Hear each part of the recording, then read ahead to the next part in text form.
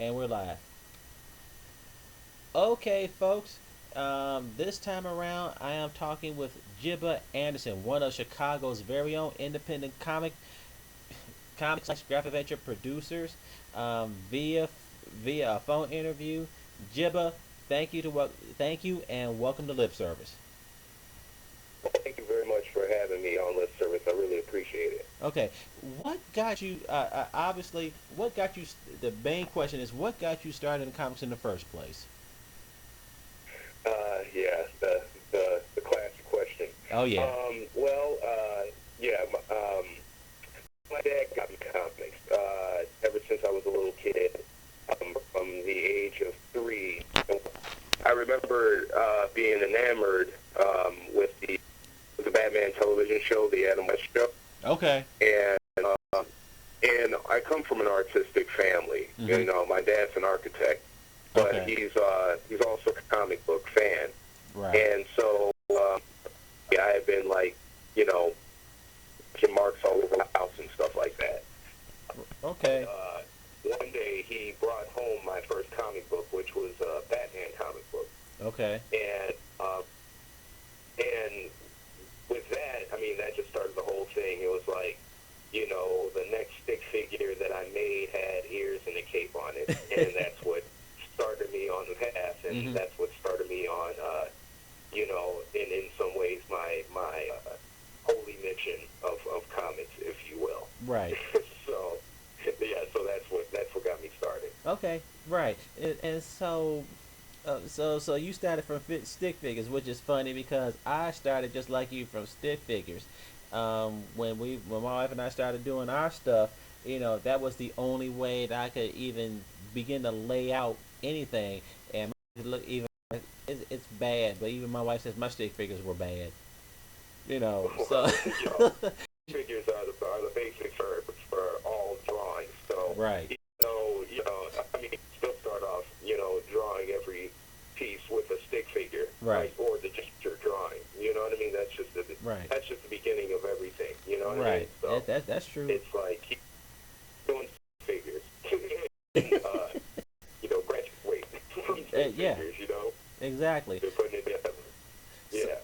so what made you make the jump from just doing it just to do it and then to do it as a publisher? Well, here's the thing. From the age of 10, Hmm. I knew that I always wanted to do comics. Okay. And, I mean, I just decided from the age of 10 that that's what I wanted to do, and that's what I wanted for my career. Okay. And so from that point on, you know what I mean, it was my mission to get into the game. Okay. And what's interesting is that even from early age, it wasn't a situation like, oh, one day I want to draw for Marvel, one day I want to draw. It was that one day I want to make my own comics and make my own characters. Right. And so, throughout my, even through high school, getting my, my Bachelor of Arts in college, it would have been, ultimately, it would have been photography. But, when I went to grad school, it was all out visual communication, design, and, and understanding the deep connotation, the deeper art form of comics. Okay. And still trying to get in, and and at a certain point, did my first book in '95. Started working on it called Jiba. Okay. And so, just right from jump, I was in the independent show created by Lamar Richmond. And Right.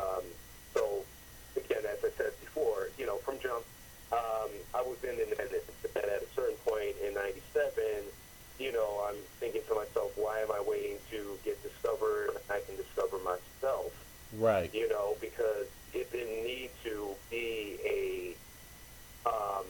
again, it wasn't a thing of like, well, I need to get to DC or I need to get to Marvel, Mm-hmm. before I can do my own thing. So Right. just started doing my own thing, Gotcha. um, putting the seeds of Rio Enterprises together Mm-hmm. um, from that time. And then, from '99 on, I've just been Okay. And it's funny you should mention that because we know Lamorse, and I'm going to sock him very hard for him not mentioning your name a hell of a lot sooner. You know. Right on. Oh yeah. You know. Right on. So. I'll let him know that you. Oh. Oh he. Oh believe me. He just hit me up on Facebook. I'm gonna punch him in his eye. My wife just said he just hit her up on Facebook. Yeah, let him know I'm very angry with him, and he's going to get Okay. it. Yes, you know. Okay. Got Yeah. it. Now I'm going to go a little dark here because just like you are African American as we are. What and this has been a quote unquote debate with as so much with not so much within the Caucasian community, but within the African community, African American community, and some part is as with the comic community as a whole. What has Mhm. what has been the challenges for you as a Well, as a black publisher? well, as an African American publisher, I mean, as a publisher, period. Mm-hmm. Challenges are financing, time. Yeah. You know what I mean? Promotion, Mm. marketing, so on and so forth. Right. I think with the, the biggest, the bigger difficulties that I'm seeing as an African American publisher Mm-hmm. as of late is the African American comic book fan base. Yes. I mean, the situation is this. I mean, most cats who are reading comics are reading just DC and Marvel comics. Uh huh. And I've been on the Facebook boards, and every Right. day, they complain about how come there are not any more black characters, or Right. how come we don't have a black Batman, or how come we don't have a black Superman, Uh-huh. and But it really, really gets my nerves, as right. a creator Mm-hmm. of Mm-hmm. characters like the Horsemen of Outworld, you know what I mean? Right. Right. That sort of thing. It's like where we're addressing these issues. Exactly. But they're not looking at us, or even more importantly, when we do point these things out Uh huh. to them, and it's not just me, it's a whole bunch of creators and so on and so forth. Exactly. And we show them where to get our product. They Uh-huh. will actively discuss as to why they cannot purchase the product. You know what I mean? Yeah. It becomes a series of excuses of why they can't purchase a product. Versus. Created by people who look like them, created Right. for them, Mm-hmm. in Mm-hmm. addition to everybody else, Right. but they will actively not pursue it. They will Right. actively not It's a go degree to it. in And then at the same time, continue to bitch about how DC Yeah. and Marvel doesn't serve them. Right. And just The condition, which was labeled not by me, but another one of my colleagues on one of these comic boards, is called Black Geek Stockholm Syndrome. okay. you know. Yeah, and my wife just made a very interesting point that a lot of it could be envy, and in our analysis of the situation, it also may come back to how through as many scholars and some people would label militant scholars have labeled is the part of my French here house nigger theory. To where Well, I mean, there's sometimes that, there could be some truth to that. I think it's also on our part as creators as well. yeah, And again, it's not limited to African American creators. It's limited to an independent it's thing, all comic book creators trying to get into the market. right? I mean, the thing is that what we forget or don't understand Mm-hmm. is that when you do a comic book, number one, if it's a new writer trying to come into doing comic Yeah. books, they're thinking like, oh, if I just write write the book, you know what I mean, it'll be a Right. hit. And Or it's if the not the artist case. coming into the mix, it's Mm-hmm. like, oh, if I just draw the book, it'll be a hit. And But it's they don't not. take Yeah. into account everything that goes into making a comic book, from to the lettering, to the coloring, to the package design. Right. And what people don't understand is that comic books are really an exercise in graphic design. True. Okay? Yeah. And so it's like, to the party, it's like, yeah, if you want to glitter, you have to compete with the big boys. Now, competing with the big boys, you know, people, they think about, oh, I have to draw, like, oh, I'm, you know, we're trying to make it as big as DC and Marvel. That's not the point. You're not Right. going to be as big as DC and Marvel because you don't need to go, you know, number one. Mm-hmm. Number two, you don't have, like, 75, 80 plus years of continuity and market saturation and There so on you and go. so forth. Exactly. You just all of a sudden knock Batman, you know, off the rack. Right. It's Right. not going to happen. Exactly. But Yeah. what comic books have done is, like, they have a thing of how your package is supposed to look, how your package is supposed to read, so on and Right. so forth. So you have to meet that standard at minimum Right. to be considered. That's true. Now, in order to be special, you have to exceed that standard. Which is And hard so, to do. You know, and so with me, that's where the challenge is number Right. one. You know what I mean? Dealing with an audience base Mm-hmm. that is Used to a certain thing. well, no, not the thing that they're used to, a certain look or a certain vibe. That's not Okay. the problem. Right. It's dealing with a fan base or dealing with an audience base or a revenue stream, if you will, Uh-huh. that opposes looking at something that actually benefits them. Okay. You know what I mean? Right.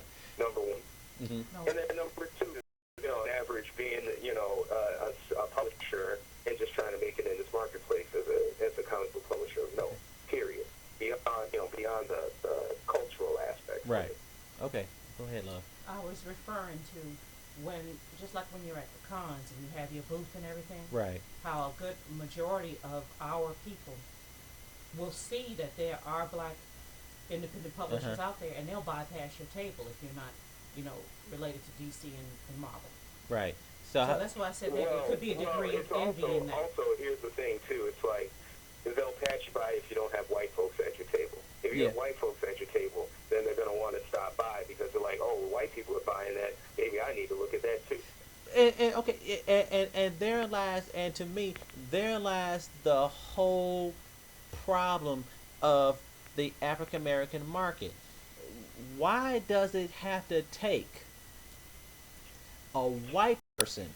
If it's you know just you know just like with FUBU, it's supposed to be for us by us. No, why even have to come down to that? You know, it shouldn't have to be where it has to be stamped.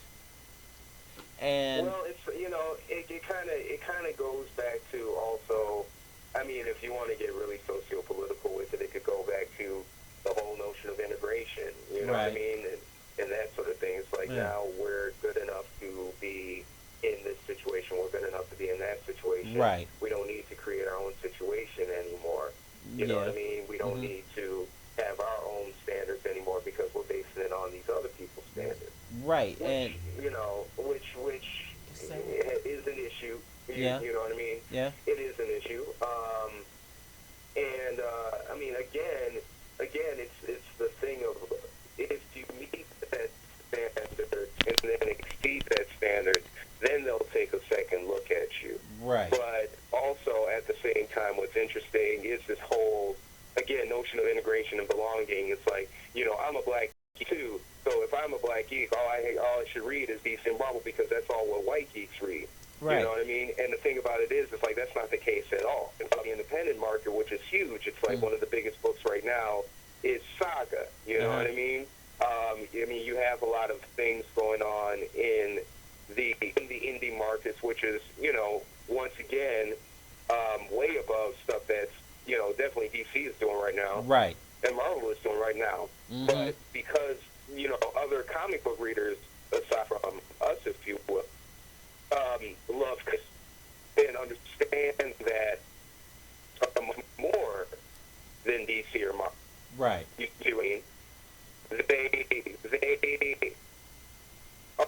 quicker to pick up on that new thing, that random thing. Right. You Right. see what I'm saying? Yeah, that's true. So. Yeah, and and so it's like you know, um, first off, I said you're beyond DC and Marvel. You just like comics. Mhm. You know what I Mhm. mean? There are Right. people who are just DC and Marvel fans, and then there are people who like comics. Period. Right. Period. For my audience, I'm looking for the people who like comics. There you Period. go. Yeah. You know what I mean? Exactly. And the thing about it is, the people who are complaining that there are not enough black heroes, and why don't they create better black heroes? What they're really talking about when it comes to the big two is that why aren't the characters better written? It's not that they don't exist. We've got crap loads of black characters That at yeah. the corporate two, what I call them. That's The true. question is, how many of them are well written? How That- many of them have been created to a point that they can go off beyond just being a character of color? Because I think the number one problem is like the minute you create a character and it's like this character is black or this character is Asian or this character is and so forth, you're using that small identifier Right. as the whole linchpin to your concept. Right. And that's just going to fall apart. Exactly. You know what I mean? It's like you worry about people stereotyping your culture, and then you wind up stereotyping yourself because you don't go beyond like the color or the gender of the character. You don't go deeper into a history, into a context, into a whole different stream, that you can tap from and you can build your stories off of. Right. Well, and that all comes back to my main thing is, there is a movement, there has been a movement out there, and to me, one of the main problems of getting the message out is within, is within the African American media movement itself. Because I not too long ago twittered Ebony, like, well, why aren't you all promoting this, that, and the other? And it's like they pointed to this one article that, okay, well, we did this, thus, and so, and it was about an upcoming book that came out, produced by the organizers of one of the organizers, or should I say, the organizer of the African American movement, Tertel Onley, which is good and fine, but that one little blip, they Ebony, in my opinion, Ebony wants to sit up here and say, oh, well, we did this big, what's the big, big deal? You know what I mean? Okay, Well, I mean, with that, because with Total and the Black Age and, knowing as well, we've had discussions on this.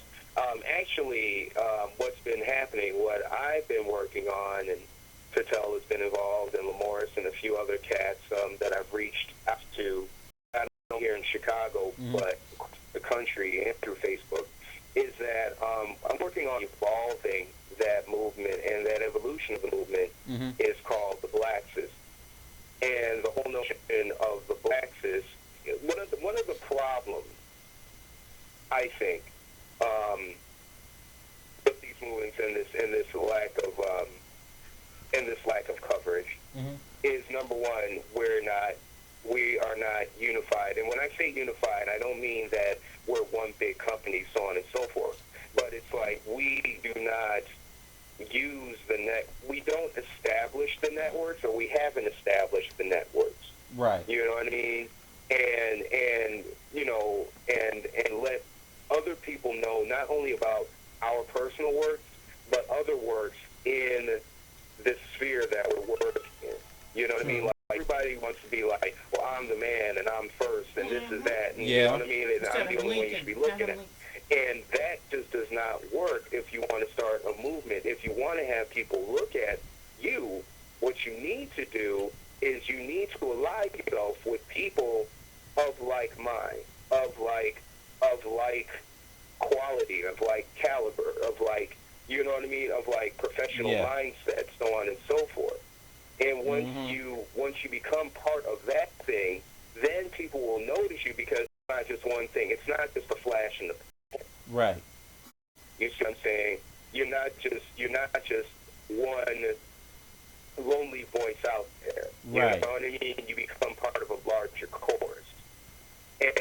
the tenet of Blacksis, our call sign is Ubuntu, Right. which means I am, because the whole notion of the Blacksis is to get people, of course, creators of color, what I mean, but also like just independent creators that are doing good work, that we can all come together and promote each other.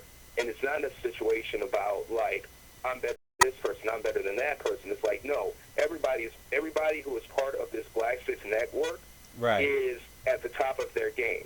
We Mm-hmm. are the creme de la creme. We are the cool kids in the lunchroom. You know what I mean? Right. Right. We are the people that you want to be, Right. even if you don't know it. Mm-hmm. It's a very hip hop approach to it, a very hip hop aesthetic to it. And when I mean a hip hop aesthetic to it, I'm talking about like back in the days when people got together and formed crews, like for instance, De La Soul and the Tribe Called Quest and the Jungle Brothers, Right.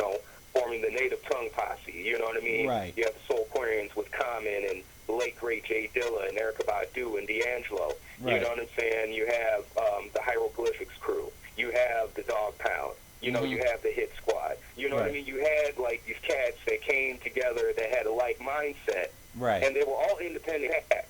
You know what I mean? Right. But they came together and they formed like Voltron, and they really blew the spot up. I mean, the number one prime example that we all should be looking at in terms of that sort of like alliance is the Wu-Tang Clan. Yeah. The Wu-Tang Clan is straight up like the hip hop Avengers. Yeah. And the problem is with Black creators, we have not taken on that mentality Mm-hmm. up until recently, because thank goodness for John Jennings in his book Black Comix, Mm-hmm. he let us be aware of each other. Right. And the minute we became aware of each other, creator-wise, it's like we've been reaching out to each other. It's like we connect. You Right. know what I mean? And we talk about doing things together. It's Mm-hmm. like earlier this year, I did a show called 4 Pages, 16 Bars Mm-hmm. with myself, Kenji Marshall, John Jennings, Ashley Woods, and Tony Maldonado. And Okay. it was just a celebration of like, yes, we are visual MCs. This Mhm. is what we do. Right. We are celebrating what we do. This is the flavor that you're going to get from creators of color, Right. Black, Latino, whatever. You Exactly. see what I mean? And Yeah.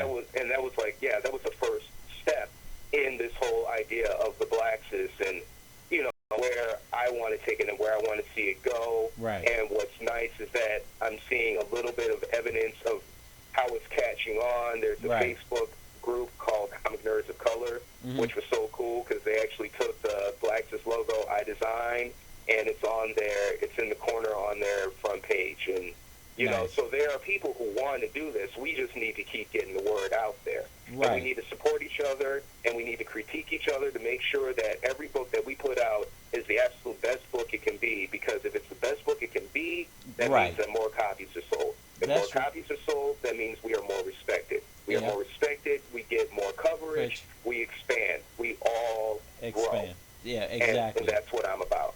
Okay, hey, ain't nothing wrong with that. So give me a moment to kind of switch gears here, because because that one of these days I want to try to get a chat thing going to where I pull a little bit from everywhere, black, white, whatever, and really discuss about not just about the black comics but the independent movement in general to get to mash ideas and to get a better and to get to the viewers a understanding, because what you're saying realistically, I look at it like this: it's really not just one aspect. It can be black and white, but realistically, it's from an independent standpoint in general.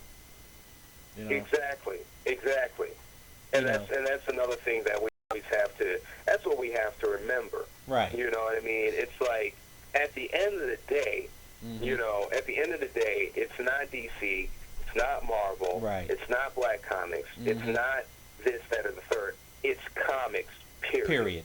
Exactly. And at the end of the day, what we're all trying to do as comic creators is, we're not focusing on just the black market or the gay market or the Latino market or Right. the Asian market, Mhm. so on and so forth. We're focusing on the comic book market. We want everybody to Yeah. buy our books. We should want everybody to buy our books. Exactly. You know what I mean? Right. But that's the only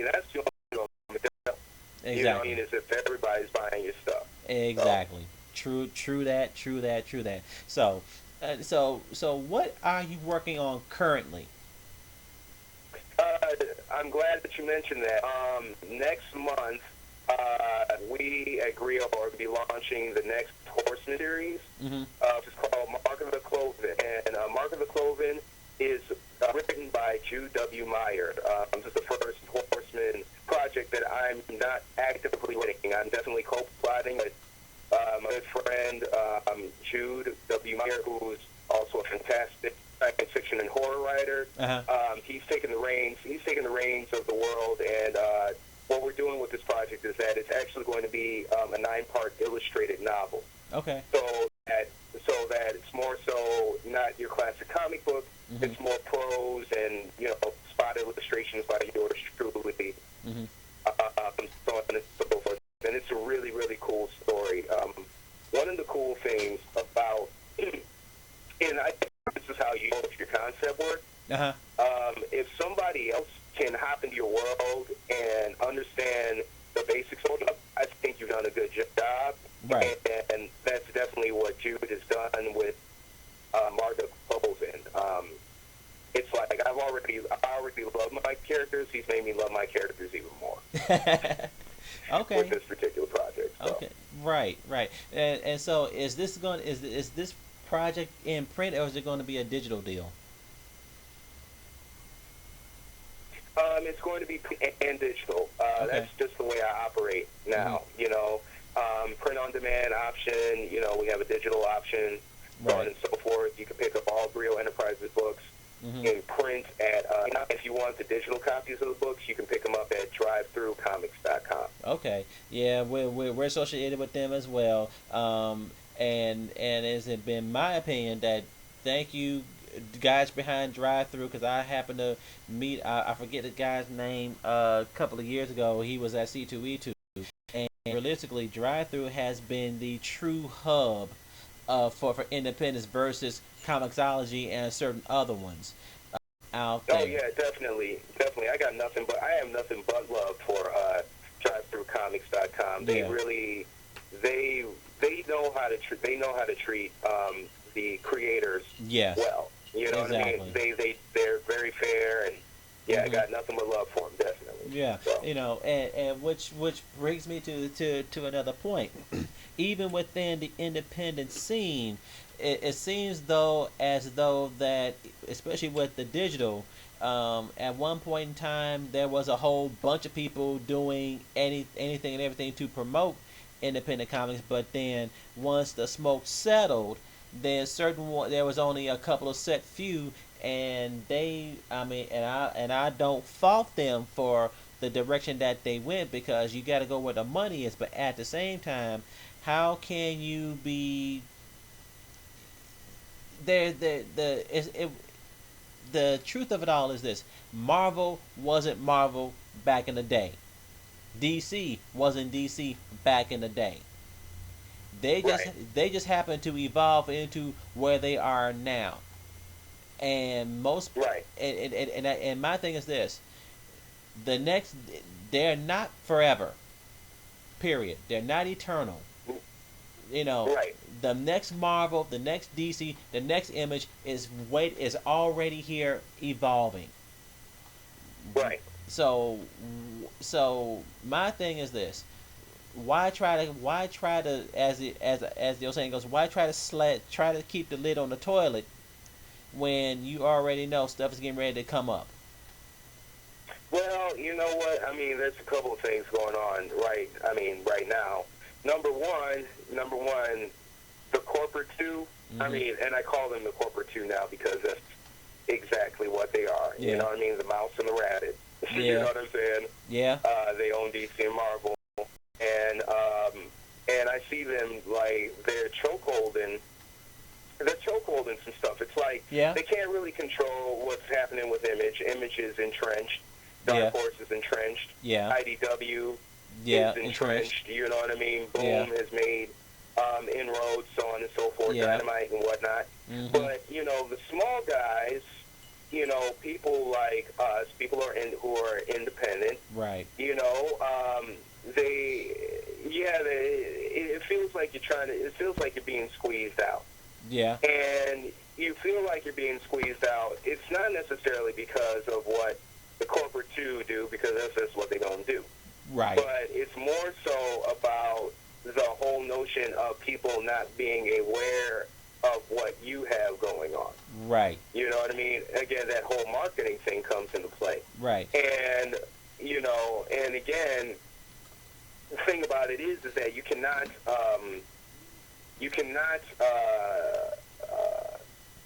wait for people in power to act right, because they ain't never going to act right. True that. True that. You know what I mean? You know what I mean? You have to take it upon yourself to create your own destiny, to forge your own destiny. Right. Okay. And the thing now, I'm sorry. It's like, and the thing now with like social networking, with print on demand, right, so on and so forth. You know, yeah, you're gonna have to market your joints. You know what I mean? And you're gonna have to make sure that your joints are the hottest joints out there. Right. You know, I mean, it's like if you're in this game nowadays, and also be honest with yourself, like in this game, and it's just about comics anymore. True. Creating property. You know, the comics are the root of your property. Right. But the thing about it is that you also have T-shirts. You also have posters. You also have, you know, if you want to have that video game eventually, if you want to have that film eventually, right, so on and so forth. I mean, you gotta think about, like, I'm trying to get my story out to as many faces and in front of as many eyes as possible, so I can collect, you know, the optimum amount of revenue, so I can pay my rent and get food on the table and so on and so forth. Exactly. You know? Exactly. So and you hit the nail on the head. So especially, and I'm speaking from an independent standpoint, because I know for us, we've been busting our hump for the last 13 years, trying, even to this point, what little bit that we've got, I feel proud of it because we've busted our asses off to earn that little bit. So from here, what does a independent really have to do to, I mean, granted, the social marketing is out there, but what techniques have to be done in order to make that happen? Well, first of all, number one, you have to have a strong product. Number one, you have to have a strong product. Right. Like, you have to, your book has to compete. You know what I mean? And when your book is out there, yes, you are competing. It's like, granted, you ain't going to be making DC or Marvel money, but if you want people to look at your stuff, it has to compete with the standard the DC or Marvel comic book. And when I say standard, you know, people, I've thrown this out before, people are like, oh, I need to draw like Jim Lee. No, that's not the standard. You know what I mean? I need to write like Alan Moore. No, that's not the standard. Right. You know what I'm saying? You're looking at the superstars. I'm talking about, like, at the basics, you got to be able to be as good as the day in, day out cats. Right. You know what I mean? Who are great artists or writers in their own right, but, you know, may not have the flash and razzle dazzle of H.M. Lee or George Perez or so on and so forth, and even superstars. But it's like month in, month out, they kick it in, they kick it out, they do great work. Exactly. It's like, you know, as much as I love Perez, at the same time, I look at a cat like Graham Nolan, and I'm like, that dude is solid. You know what I mean? I've learned a lot from him, you know, storytelling, so on and so forth. In terms of writing, it's like one of my favorite writers is Christopher Priest, but at the same time, a cat like Vivian Naceza gets the job done. You know what I mean? He kicks it in and he kicks it out. Exactly. So it's like, number one, sorry, you got me on a riff. Go on the riff. Like, number one, art and story has to be at the standard. Number two, your lettering, all that other stuff. Again, it has to be at the standard. Now, once all that is done, you've got to be actively involved in marketing. Right? Right. You've got to be on Facebook. Join groups. You know what I'm saying? Right. Get involved. You know what I mean? Promote that way. Have a blog. You know, I have a blog called the Afro Soul Chronicles, where it's not that I just talk about my comics and stuff like that. I talk about stuff that I dig. I talk about stuff that's going on in my head, those experiences. creators. You know what I mean? Right. That helps build the audience. You Right. know, you got to put the work in. You got to put the work Right. in. You got to let people know where you are. You got to be out there as much as possible. You got to go to the country. I mean, you got to. This is the line. You know what I mean? True. And it's like you got to pull. You got to roll up your sleeves and get to work. Simple and plain. You know. Yeah. That's true. That is so true. Yeah. So that's yeah.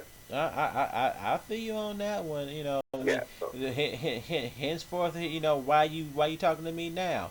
You know, I've just, you know, you're my third interview, and once I get wrapped up, I'm gonna get everything shut down, wrapped up, and knock out my fourth one, so that way I have a whole month of programming, hopefully worked out. Knock on wood. Right. You know. Right on. You know. So from here, where can folks find you?